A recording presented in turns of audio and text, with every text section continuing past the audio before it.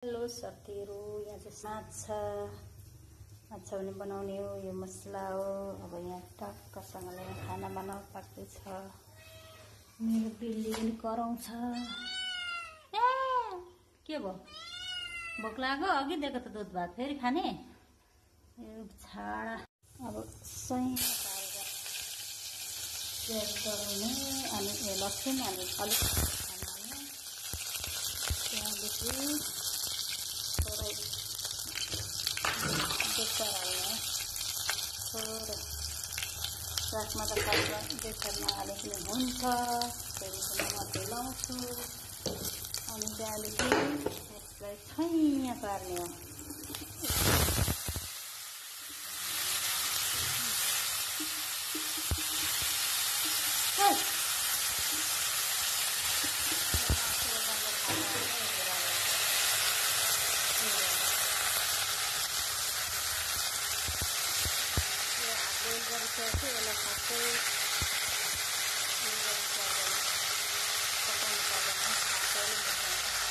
मेरो कराई चाहिँ अलिक कालो कालो भएको छ। यसलाई टाइम पाएको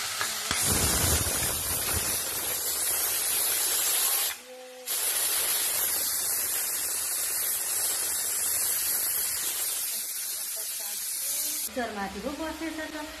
त्यसमा छाडा रहेछ बदमास। तल जा के हेरेको त्यसरी? तल जा बदमास।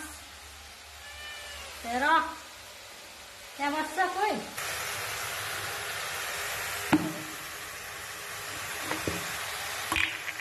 थोरै नुन राख्ने।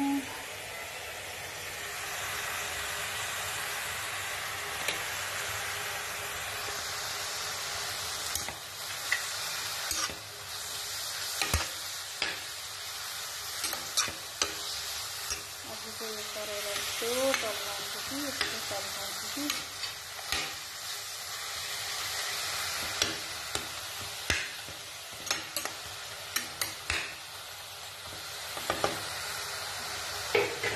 यसलाई ढाक्नु सक्नु पर्दैन। यो आफै पाक्छ। यसलाई ढाक्नु पर्दैन। यो पाकेपछि म के पकाउँछु त? माछा। फाइनली साग पनि पाक्यो। पनि पाक्यो। यसलाई खानुहुन्छ बटुकामा अनि त्यहाँदेखि माछा बनाउँछु। माछाको लागि पनि रेडी भयो। म त्यसैमा बनाउँछु। अब म यसलाई सेतो के भन्छ सेकेर पहेँलो तोरी त्यो हालेर एकदम बेस्ट टेस्टी हुन्छ। र मैले यो के भन्छ सेतो तिल पनि पिसिसकेँ। अब यसलाई यहाँ एड गर्छु अनि अहिले देख्न सक्नुहुन्छ यो माछा एकदम टेस्टी हुन्छ।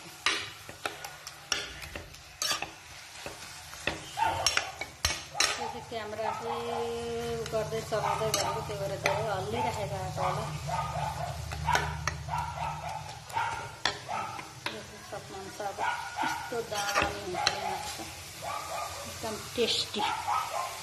कराईले चाहिँ अलिकति धोका दिएको छ, तर म यसलाई भरे यस्तो घोटेर यसलाई टिलिक्क पार्छु। जस्तो छ त्यस्तै देखाइरहेको छु। कसैलाई माछा मनपर्छ यहाँ हेर्नुहोस् है। यसरी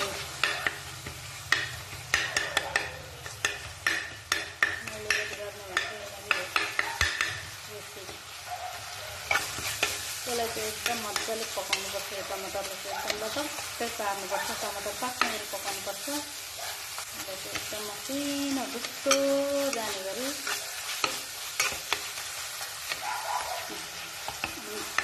ग्रेभी हुन्छ। दामी हुन्छ। क्यामेरा चाहिँ पुरा हल्लिएको नि त हो। अब सबै यसरी पकाएर आफै बनाइराखेको छु। कति दामी हो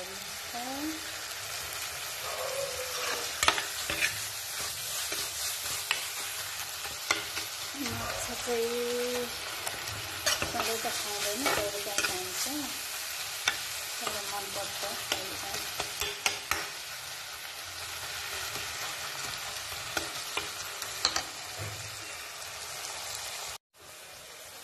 लगभग यो भइसक्यो। अब यसमा सख्त पानी हाल्नु, जति राख्नु आफ्नो इच्छाले जति रस राख्नु सक्नुहुन्छ राख्दा हुन्छ। मैले चाहिँ यति राखेँ किनभने खाने 3 जना मात्रै छु नि त, त्यही भएर कस्तो दामी भयो है। अझै यो टमाटर मजाले धुप्पे गरेन रहेछ। म चाहिँ यस्तो गर्छु।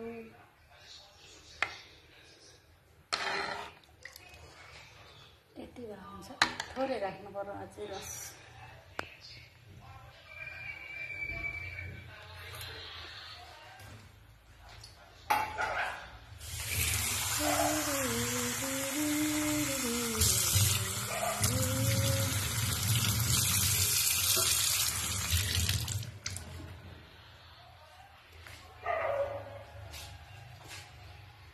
म चाहिँ अलिक थपेर यति उम्लिँदा ठिक्क हुन्छ। त्यो रस राख्यो भने अब यो माछा चाहिँ नि यसलाई मैले फ्राई गरेको छुइनँ क्या, यो यत्तिकै मेरिनेट गरेर राखेको हो। यहाँ बेसार नुन हल्दी त्यति राखेको छु। अब यसलाई सट्टा यसरी हाल्दैछु, यसलाई यसरी हालिदिन्छु।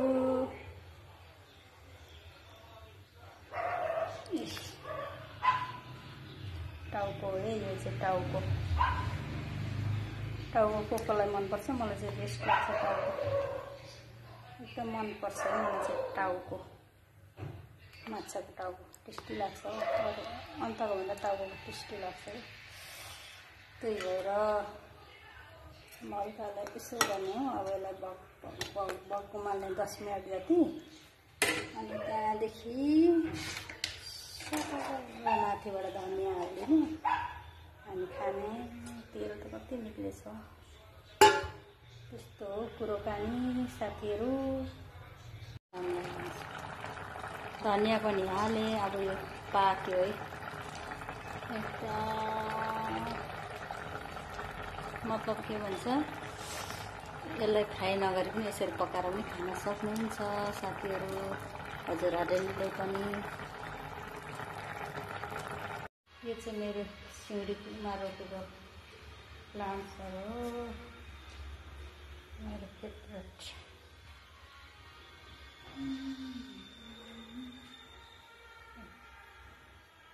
यस्तो छ है मेरो चाहिँ सिउँडीतिर, खासै राम्रो त छैन। यो पनि मेरो फेभरेट हो। मैले चाहिँ मासुको अचार पनि बनाएर यहाँ रेडी बनाएको छु साथीहरू। लगभग 16-17 केजी होला। यता पनि छ। यसलाई चाहिँ यसो मसला मतलब माथि पनि तेलले भिजोस् भनेर यहाँ पनि क्यारे यसरी घोप्ट्याएर राखेको छु। 2-3 केजी चाहिँ गइसक्यो। अब यति छ। यो चाहिँ के को हो, यो बफको हो। यहाँ मेरो लेबल आउनु बाँकी छ। यो लेबल नआएर यो रहेको हो, नभए यो गइसक्थ्यो। आज लेबल आउने कुरा छ, आज आउँछ कि आउँदैन। अनि आज आयो भने चाहिँ सबै जान्छ, आज आएन भने चाहिँ जाँदैन। पुरा त्यसो हो। यो चाहिँ चिकनको है, यो चाहिँ देख्नुहुन्छ, देख्नुभएको छ, बोल्नु पनि आउँदैन। यो चाहिँ चिकन अचार हो। अनि यहाँ यो सानोबाट चाहिँ लेबल बनाएको थिएँ। यो चाहिँ छ, यो सिमीको अचार है। यो खासमा कतिको थियो, 150 ग्रामको हो, तर मैले मेटाएर 300 ग्रामको बनाएको। यहाँ 300 ग्रामको छ क्या अचार। खासमा यहाँ 300 ग्राम अट्दो रहेछ।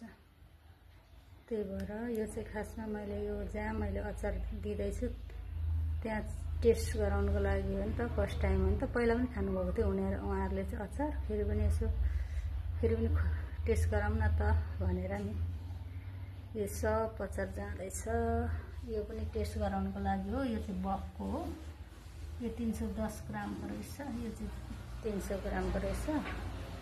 लेबल छँदा चाहिँ छ पुरानो, तर त्यो मैले भने जस्तो लेबल भएन, त्यही भएर मैले नयाँ लेबल बनाएको। अनि यिनीहरू सबै त राख्नु पर्ला।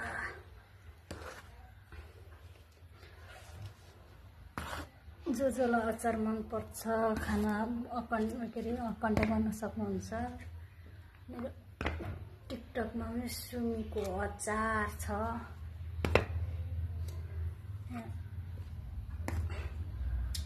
टिकटक आइडी पनि सुमीको अचार छ है।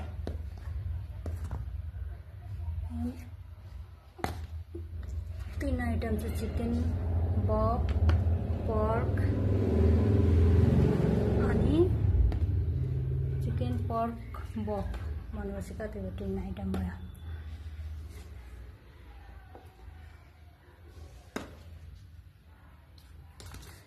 अचार चाहिँ गइसक्नु पर्ने हो, ढिलो भइरहेछ लेबलले गर्दा। पुरानो लेबल झन्नै लडो, पुरानो लेबलले भएन नि त। मतलब घरमा खानु त ठिकै, यस्तो घरको लागि त ठिकै छ, तर पसलतिर राख्नु अलिक उत्तम लागेन, त्यही भएर हो। योबाट पनि 2-3 केजी चाहिँ गइसक्यो है। अब रहेको चाहिँ यति छ, यो चाहिँ सबै पसलमा जाने हो। यहाँ 16-17 केजी होला लगभग, सबै मिलाएर। हजुरहरूलाई पनि मनपर्छ भने कन्ट्याक्ट गर्न सक्नुहुन्छ मेरो व्हाट्सएप नम्बरमा। मेरो फ्लावर भन्छ कि प्लान्ट भन्छ? प्लान्ट चाहिँ भन्छ। यहाँ चाहिँ के छ भन्नुहुन्छ होला साथीहरूले? यहाँ चाहिँ ग्रेभी छ क्या, यो हल्का मासु र ग्रेभी छ, अचारकै हो। रहेर यहाँ राखेको है। फेरि के राखेको रहेछ यो बटुकामा यसरी छोपेर भन्नुहुन्छ होला। यो चाहिँ माथिको चाहिँ तेल लागेको है, त्यस्तो अनर्थ नसोच्दिनु होला। यस्तै छ है सुमीको अचार। धेरै माया गरिदिनु भएको छ, खुसी लाग्छ। यसरी माया गरिदिनु होला सुमीको अचारलाई। आज खुसीको खबर के छ भने आज मैले गिजर बनाउने मान्छे आएर गिजर बनिएको छ। सुमित देख्न सक्नुहुन्छ मैले आज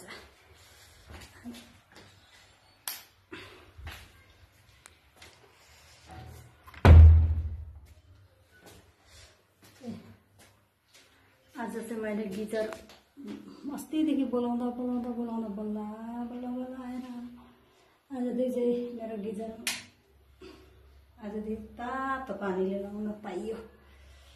नत्र त चिसो न चिसो यस्तो छ है।